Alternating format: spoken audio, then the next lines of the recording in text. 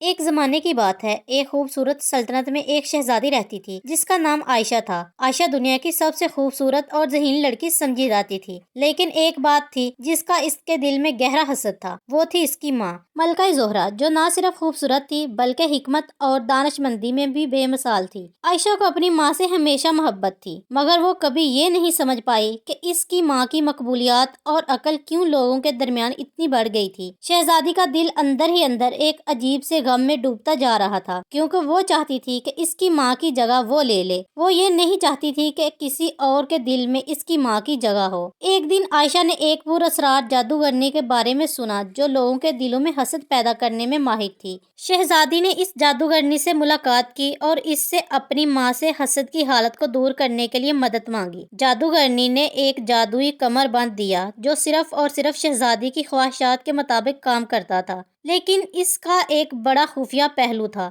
یہ کمر بند اپنی خواہشات کو حقیقت میں بدلنے کے ساتھ ساتھ اپنی حاملہ کو بھی تباہ کر سکتا ہے۔ شہزادی نے جادوگرنی کی باتوں کو نظر انداز کیا اور کمر بند اپنے جسم پر باندھ لیا۔ جیسے ہی اس نے کمر بند کو باندھا، اس کی آنکھوں میں ایک عجیب سی چمک آ گئی اور وہ اپنی ماں کے خلاف سازشیں کرنے لگی۔ اس نے سوچا کہ اگر وہ اپنی ماں کو تکلیف دے گی تو اس کی جگہ سب لوگ اس کو پسند کریں گے۔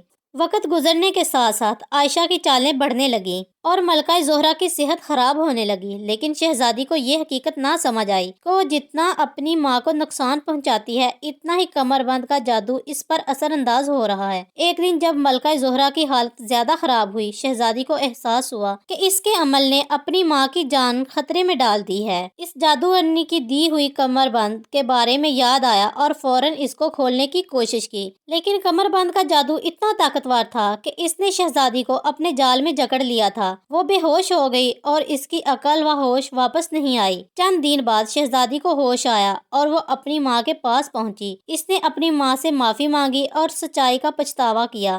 ملکہ زہرا نے اپنی بیٹی کو معاف کر دیا، مگر ایک شرط رکھی: حسد انسان کی سب سے بڑی دشمنی ہے اور تمہیں اس کا مقابلہ کرنا ہوگا تاکہ تم سچ میں اپنے دل کا سکون حاصل کر سکو۔ اس دن کے بعد عائشہ نے اپنی ماں کی حکمت اور محبت سے سیکھا۔ وہ مل کر سلطنت کی خدمت کرنے لگی اور یوں حسد شہزادی کے دل سے ختم ہو گیا۔ کہانی اچھی لگی ہے تو چینل کو سبسکرائب اور ویڈیو کو لائک ضرور کیجیے گا۔